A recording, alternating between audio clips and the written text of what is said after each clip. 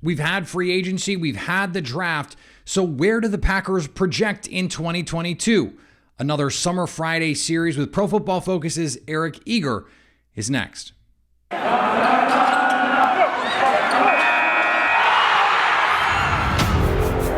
You are Locked On Packers, your daily Green Bay Packers podcast.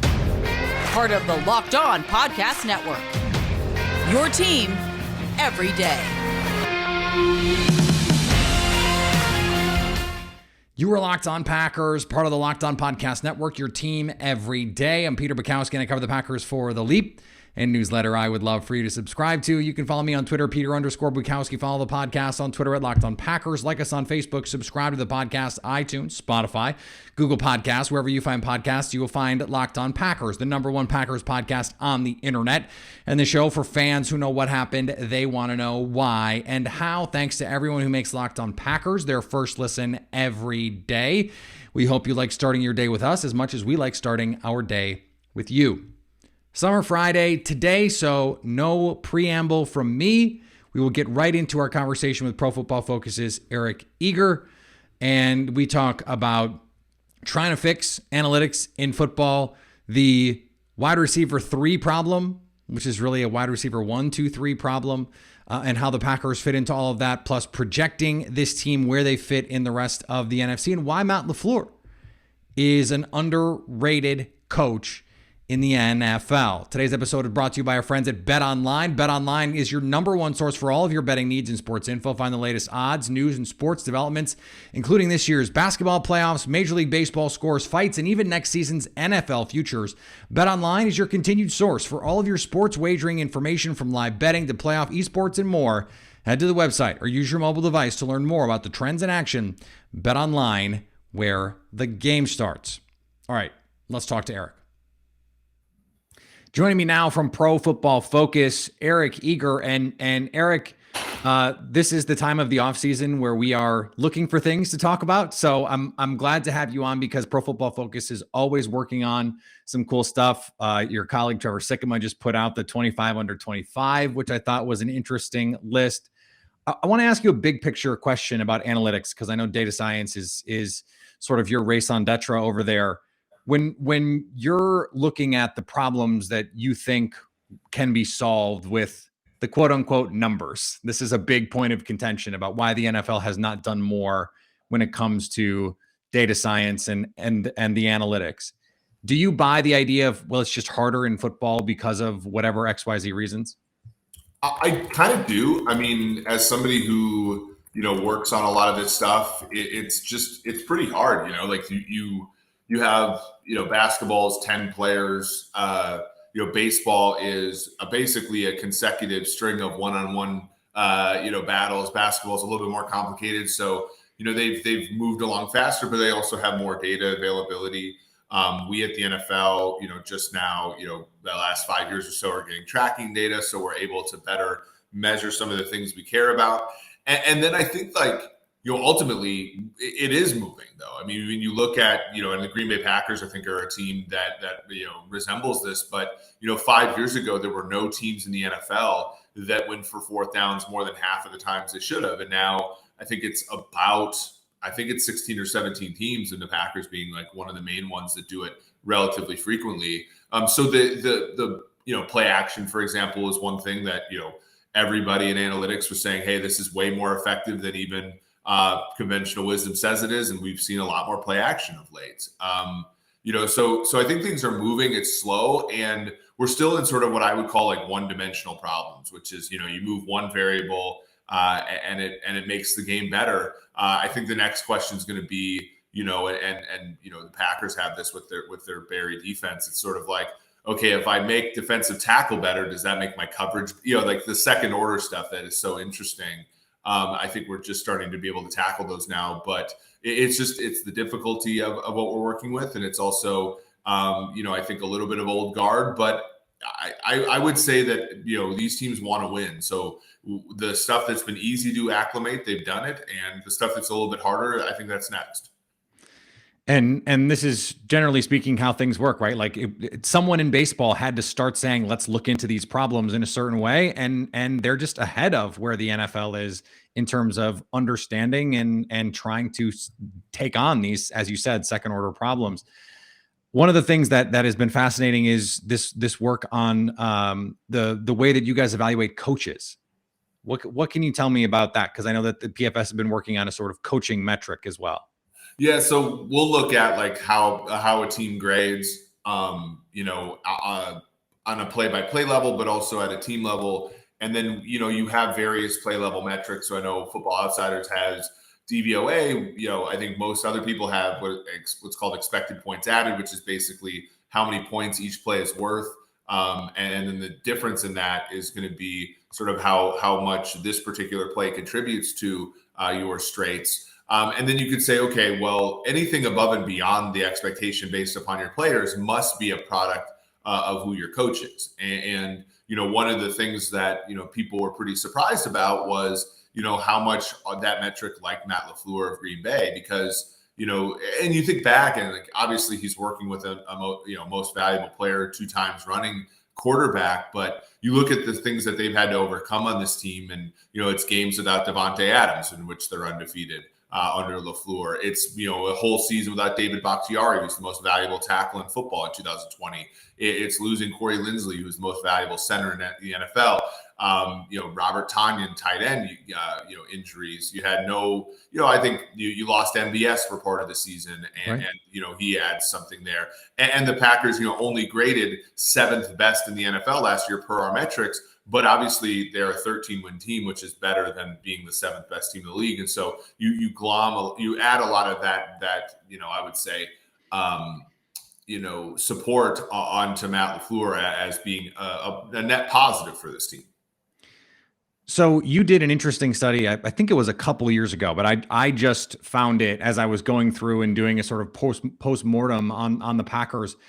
And you were looking at the impact of secondary receivers, particularly in playoff games. And what you found was there was actually a closer correlation between the secondary receivers and how they performed in these games versus a number one. The long-standing assumption, and an assumption that I made, was, well, if you have Davante Adams, it kind of doesn't matter as long as the pieces fit around. And what you found was, well, when the games are the closest, against the best competition in the playoffs, it's really important that you have these secondary guys, and not as important, the secondary pass catchers, I should say, and not quite as important to have this sort of ultra elite top end number one receiver. Yeah, and I think that we've seen this in things like baseball too, where a team like the Oakland A's is really engineered to win 110 games in the early 2000s, but not engineered to win in the playoffs because they didn't have the depth in starting pitching to do. And so, most teams in the NFL don't do well for a number of reasons. We think about Detroit Lions, they draft a corner number 3 overall, and he's either hurt or not very good the whole season. Well, a team like Green Bay is going to be able to match Davante Adams up against that secondary and win repeatedly. Right. A team like Minnesota, same thing, where they have injuries in the secondary, they're ineffective. But then you get to the playoffs, and especially a team like Tampa Bay in 2020, where that team spent, I believe, 4 day 2 picks in a span of 2 to 3 years on secondary players. Yep. Like, they're just throwing numbers at the problem. And, and we saw in that game, MVS had like an 80-yard touchdown catch. So he certainly contributed, but it's hard to sort of attack a defense that has fewer weaknesses if you don't yourself match up well third player on third player. And so that's, I think, why you see teams maybe, like the Rams. And even if you look at the Rams in the Super Bowl, once Odell went down, that offense sort of screeched to a halt for most of that game. You look at the Bengals have 3 really good wide receivers. Kansas City, once the Sammy Watkins left, and once the McCole Hardman didn't work out as a draft pick, a team like the Bengals was able to flank them with more players in the secondary than they had at wide receiver, and ultimately caused them to have a bad second half and miss out on the Super Bowl. So it's very interesting. And it's why when you look at some of these teams that have great quarterbacks, Kansas City, Green Bay, The wide receiver position, they were more willing. And I know Green Bay and Kansas City both offered Adams and Hill contracts, but there was a point of no return and a point where, look, the more money I spend on this one player, the bigger the returns diminish. One of the things that I think that brings up then is it simply the case that it is better to have let's say a receiver group like Tampa is a kind of a tough example because Mike Evans is really, really good. Like Carolina, when they had DJ Moore and Robbie Anderson and Curtis Samuel, you had three guys. None of them were elite, but all of them were pretty good players. Like, do you think that suggests that is perhaps a better way to build your offense, where you're not pouring resources into this thing? Although now the Panthers are paying DJ Moore, they used a first round pick on him, they paid Robbie Anderson, but to have that depth, that's more important than having this sort of alpha number one kind of guy. I think so. And you can even go back to Carolina's history, where in 2014 they drafted Kelvin Benjamin in round 1. They got him 1,000-yard season, and he tears his ACL in year 2, and they make the Super Bowl with a much more finely distributed offense, right? When you're not funneling all your targets to one player. I mean, ultimately in football, most positions other than quarterback are weak link systems. Offensive line's a weak link system. Secondary, the secondary is more weak link than wide receiver. And I always thought, and I was wrong, that wide receiver was a strong link system because you get to choose who to throw to. I always thought that meant that it was most important to be good on the top. And I think it's different in the regular season where you're facing weaker teams. But in the playoffs, it's almost, you need to have like a counter. You need to have a left hand. And I think, ultimately that's why guys like Rodgers have had success in the NFL, and Mahomes and, Allen and Burrow and guys like that, where they can go to their second read, where maybe other guys who, are more like Ryan Tannehill, Kirk Cousins, Derek Carr kind of guys don't, because they can't sort of come off of their first read, and they're very good at their first read. But yeah, it's very interesting. I think, when you look at Green Bay, you look at Kansas City, two teams who have traded number one bona fide wide receivers this offseason and have replaced them with more evenly distributed groups. I think it'll be a good case study for this, because I think you can squint and say, when you look at these markets for the Packers, for example, I don't necessarily know if they're going to win 13 games again, but maybe if they get, let's say they get like the 3 seed in the NFC, if that is true, then they've probably survived the year at wide receiver, and guys like Christian Watson and Sammy Watkins and guys like that have not only stayed healthy but have been good enough to support an offense like that. And if that is the case, then maybe they're more equipped to win a playoff game than they were before. And the schedule matters too, right? And the Packers get to play in a division where there's 3 teams that, we don't really know what to make of these teams. I think Chicago has one of the frankly worst rosters in the league. I said the other day on a podcast that I wouldn't be surprised. And in fact, I was stating outright that I thought the Lions would finish with a better record than the Bears would. You guys run simulations over there. What do your simulations say about what we can expect from the Packers this season? And I'm wondering, particularly because I'm looking at win totals and trying to figure out, okay, where is the smart money on Green Bay? Yeah, so we make Green Bay 10.88 wins. So it depends upon the market. I've seen them lined at 11. I've seen them lined at 10.5. We have them with a 10.5% chance to win the Super Bowl, which is the 3rd highest on the betting markets right now. If you look at some place like DraftKings, it's 10-1, which is an implied probability, or not implied, a break-even probability about 9, which is the highest we've seen in the LaFleur. The LaFleur era has been weird, right? Because 2019 was a year where they kind of came out of nowhere. Right. And they had a bad point differential for a 13-3 team. So then the next year they were something like 20-1.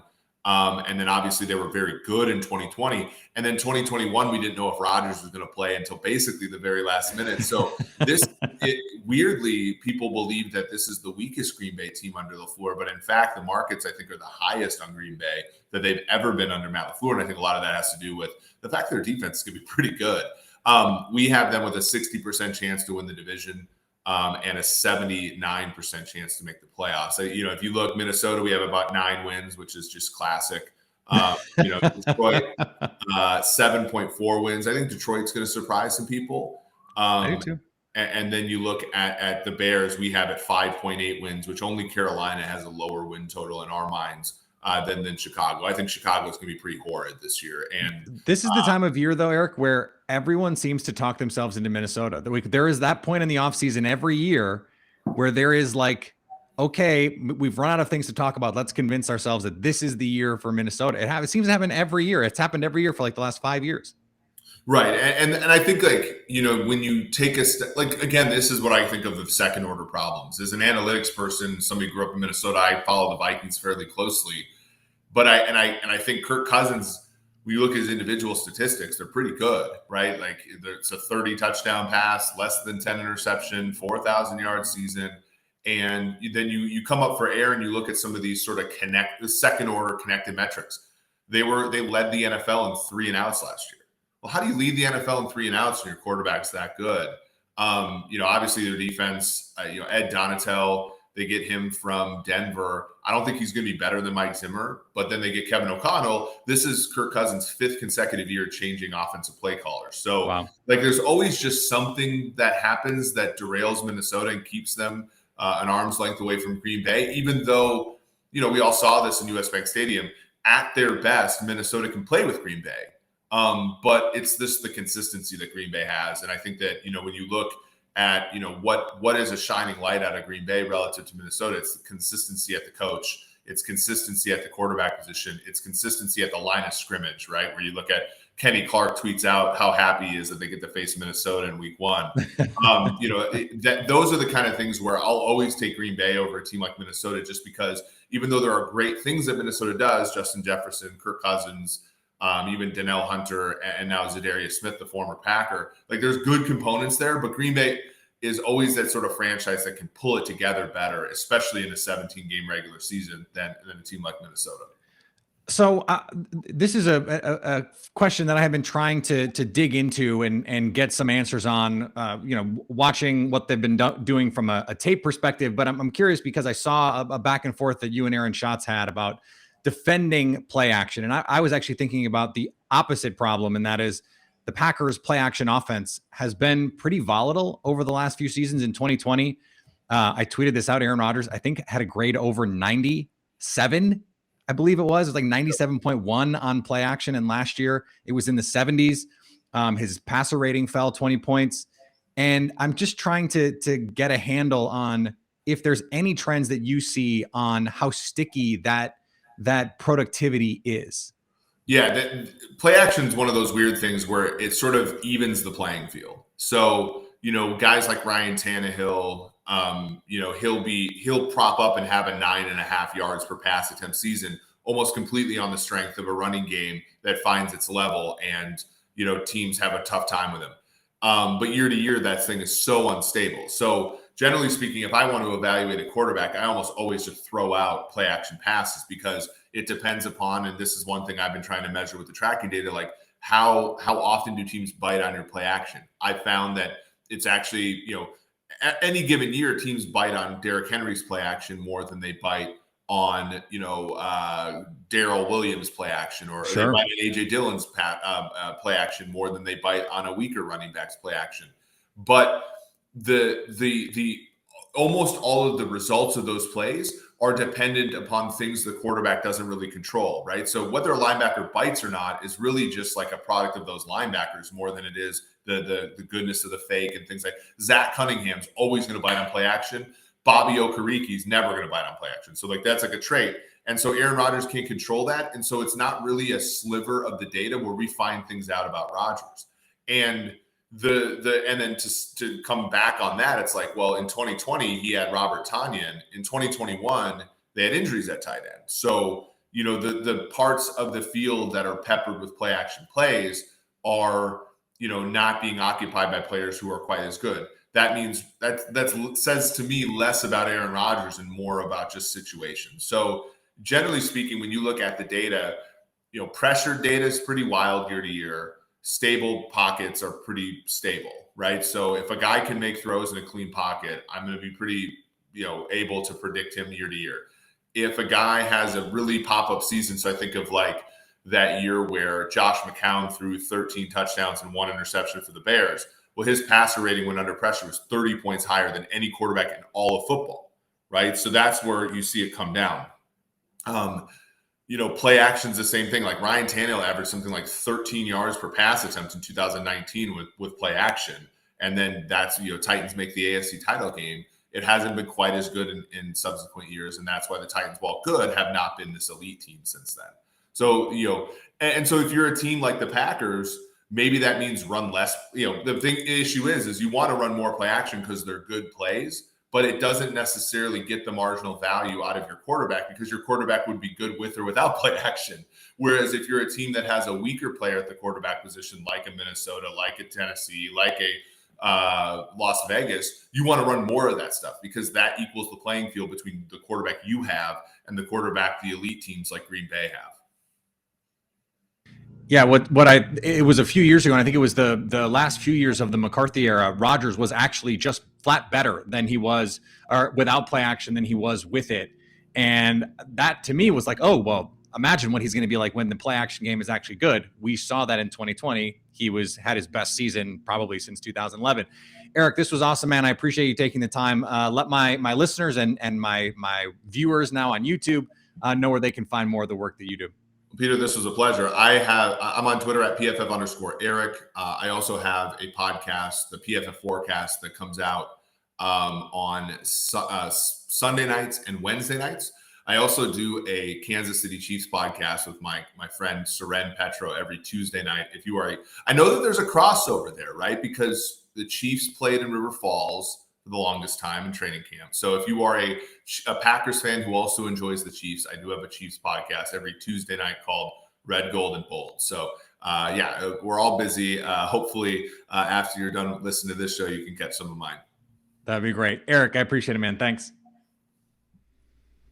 All right, I want to thank Eric for joining the show. Great to talk to him. I'd not talked to him before.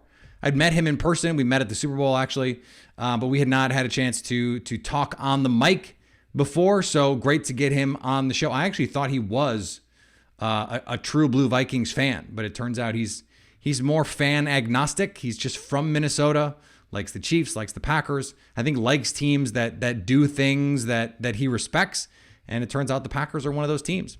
Today's episode is brought to you by our friends at Built Bar. I love brownies, but you know what is sometimes better than brownies is the batter. And when you make brownies, doesn't matter if you use a box or make them from scratch. I do both. You lick the spoon. I mean, that's the good stuff. Well, Built's latest creation is set to give you that feeling. Have you tried Built Puffs yet? If you haven't, what are you waiting for? It is 100% chocolate, covering protein-infused marshmallows with some of the most ridiculous flavors you can imagine. I had the birthday cake puffs today. I'm going to have the brownie batter puffs tomorrow. I promise you that. And what they do is they deliver on flavor while also giving you everything you want from a macro perspective. Protein and fiber with low calories, low net carbs, low in sugar. Go to Built.com if you don't believe me and use promo code LOCKED15 to get 15% off your order. That's promo code LOCKED15 for 15% off at Built.com. And thanks for making Locked On Packers your first listen every day. Now go make your second listen Locked On NFL. The schedule may be dark, but the NFL never stops, and neither does Locked On NFL. Get insights and opinions from hosts including Ross Jackson, Chris Carter, Tony Wiggins, plus local Locked On NFL hosts like your boy, repping all 32 squads. There's no offseason for real fans, so make sure you're subscribed to Locked On NFL on YouTube, wherever you get podcasts. All right, we are going to be back next week to get into a lot more about the Green Bay Packers. We are not called Locked On Packers for nothing. So fun shows on deck next week, more interviews, more good stuff. And go check out the piece that I did for The Leap today, a newsletter I would love for you to subscribe to, on Quay Walker and how he will fundamentally change the way this team wants to play defense. Go check that out at theleap.substack.com. Follow me on Twitter, Peter_Bukowski. Follow the podcast on Twitter, Locked On Packers. Like us on Facebook. Subscribe to the podcast, iTunes, Spotify, Google Podcasts. Wherever you find podcasts, you will find Locked On Packers. And anytime you want to hit us up on the Locked On Packers fan hotline, you can do that, 920-341-3775 to stay Locked On Packers.